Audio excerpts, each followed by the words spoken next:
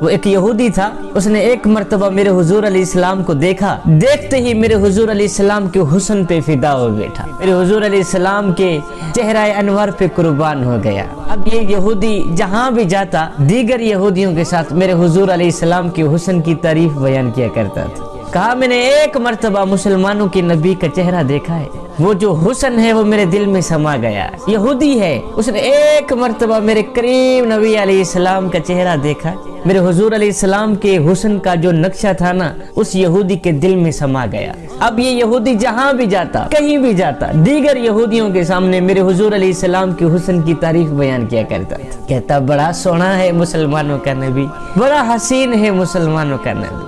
ایک دن اس یہودی نے ایک مسلمان کے سامنے، کسی صحابی کے سامنے میرے حضور علیہ السلام کے حسن کی تعریف بیان کی، کہا یار تمہارا نبی بڑا ہی سونا ہے، تمہارا نبی بڑا ہی حسین ہے، بڑا ہی جمیل ہے، میں نے تو ایک مرتبہ دیکھا ہے، بار بار دیکھنے کا نشہ چڑھ گیا۔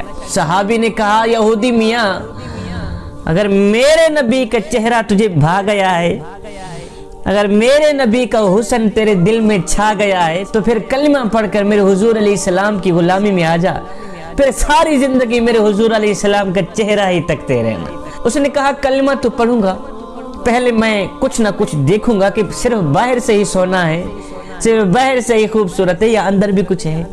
ایک دن یہ یہودی میرے حضور علیہ السلام کی بارگاہ میں حاضر ہوا، کہنے لگا اے محمد صلی اللہ علیہ وسلم، وہ یہودی تھا نا بولنے کی تمیز نہیں رکھتا تھا، کہا اے محمد تو مسلمانوں کا نبی ہے اور میں نے یہ بھی سن رکھا ہے کہ تو جو کہتا ہے نا بس وہی ہو جاتا ہے، ابھی تیری زبان سے نکلتا بعد میں ہے خدا پوری پہلے کر دیتا۔ کہا پچھلے دنوں میں میری ایک بچی فوت ہوئی، بچی، اگر آپ میری بچی کو دوبارہ زندہ کر دیں، قبر سے زندہ اٹھا دیں تو میں کلمہ پڑھ کر آپ کی غلامی میں آ جاؤں گا، اگر آپ اس بچی کو زندہ قبر سے اٹھا دیں تو میں کلمہ پڑھ کر آپ کی غلامی میں آ جاؤں گا۔ میرے حضور علیہ السلام نے فرمایا یہودی چل چلتے ہیں تیری بچی کو زندہ اٹھاتے ہیں۔ میرے حضور علیہ السلام قبرستان میں گئے جہاں اس کی بچی دفن ہوئی تھی۔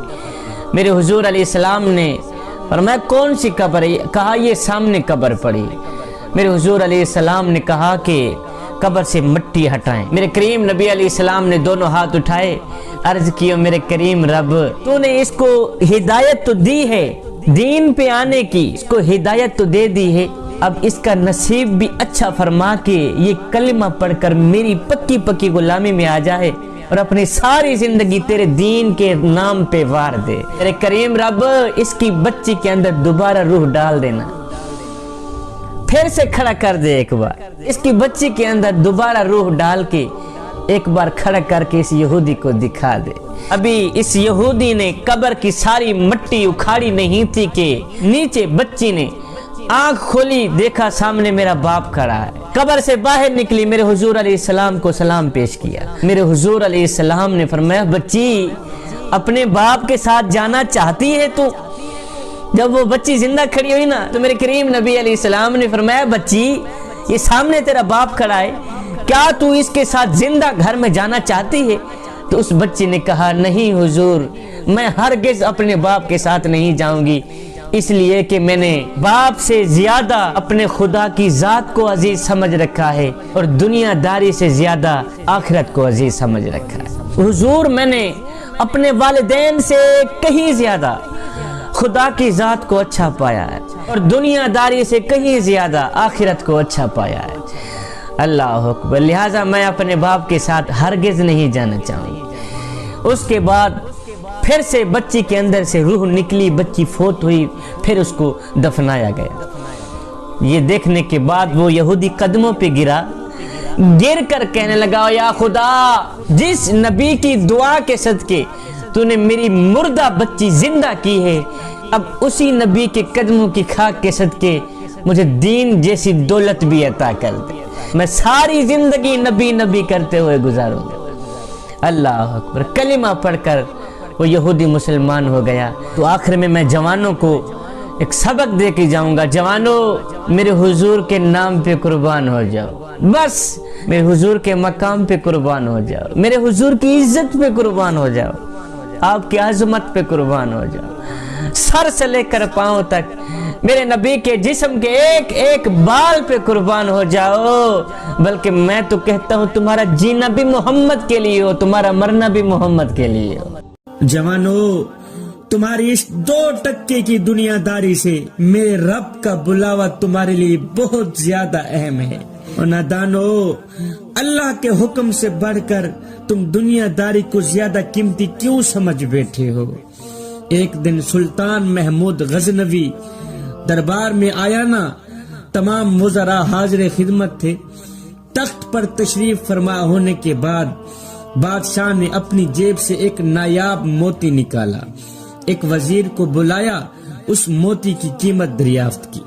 وزیر نے کہا، حضور یہ تو بہت ہی نایاب موتی لگتا ہے، میرے خیال میں کم از کم بھی 100 من سونے کے برابر تو اس کی قیمت ہوگی ہی ہوگی۔ یہ سننے کے بعد بادشاہ نے وزیر کی بہت تعریف کی۔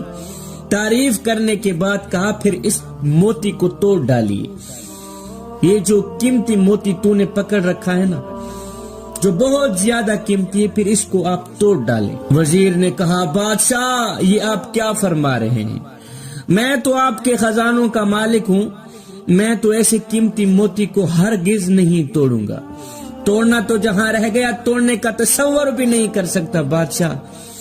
سلطان نے وہی نایاب موتی دوسرے وزیر کو دیا، نائب وزیر کو دیا، کہا اس کی قیمت لگائیے۔ دوسرے وزیر نے کہا، حضور یہ تو بہت ہی زیادہ قیمتی موتی ہے، میری سوچ سے بھی زیادہ، میری عقل سے بھی زیادہ مہنگا ہے۔ یہ سننے کے بعد بادشاہ نے دوسرے وزیر کی بھی تعریف کر ڈالی۔ تعریف کرنے کے بعد کہا، پھر اس قیمتی موتی کو توڑ ڈالی۔ نائب وزیر نے، دوسرے وزیر نے بھی یہی کہا، بادشاہ سلامت، ایسے لاسانی موتی کو آپ کیوں توڑوا رہے ہیں، جسے دیکھ کر سورج بھی شرماتا ہے؟ میں تو خزانے کا نگہبان ہوں، میں تو یہ کام نہیں کر سکتا۔ قبلہ میں خزانوں کا نگہبان ہوں، دشمن تو نہیں ہوں، لہذا میں اس موتی کو نہیں توڑ سکتا۔ جب بادشاہ سب سے آزمائش کر چکا تھا تو آخر میں ایاز کو وہی موتی دیا، کہا، ایاز اس کی قیمت لگاؤ۔ ایاز نے کہا، بادشاہ یہ تو میری سوچ سے بھی زیادہ قیمتی ہے، یہ جو نایاب موتی ہے یہ میری عقل سے بھی زیادہ قیمتی ہے، میرے وہم و گمان سے بھی زیادہ قیمتی ہے۔ بادشاہ نے ایاز کی بہت تعریف کی۔ تعریف کے بعد بادشاہ نے کہا، ایاز پھر اس موتی کو توڑ ڈالیے۔ بادشاہ کا کہنا ہی تھا کہ اس موتی کو توڑ ڈالیے۔ ایاز نے نہ اور دیکھا نہ تو، پتھر اٹھایا، موتی کو چکنا چور کر دیا، فوراً ہی توڑ ڈالا۔ قیمتی موتی کا ریزہ ریزہ ہونا تھا کہ سب درباری ششدر رہ گئے، حیران رہ گئے۔ پھر زور زور سے چلا اٹھے، او نادان تیری یہ ہمت کیسے ہوئی کہ اتنا نایاب اور قیمتی موتی تو نے توڑ دیا، پاش پاش کر دیا، اور ظالم بادشاہ کے نقصان کی رتی برابر بھی پرواہ نہ کی تو نے۔ یہ سننے کے بعد ایاز نے کہا، اے عقل مند صاحبو، اپنے دل پہ ہاتھ رکھ کے مجھے بتاؤ، کیا موتی کی قیمت زیادہ ہے یا بادشاہ کے حکم کی قیمت زیادہ ہے؟ اور نادانو، مجھے اتنا تو بتا دو، جس موتی کو تم نے قیمتی سمجھ رکھا ہے، یہ موتی زیادہ قیمتی ہے یا میرے بادشاہ، میرے سلطان کا حکم زیادہ قیمتی ہے؟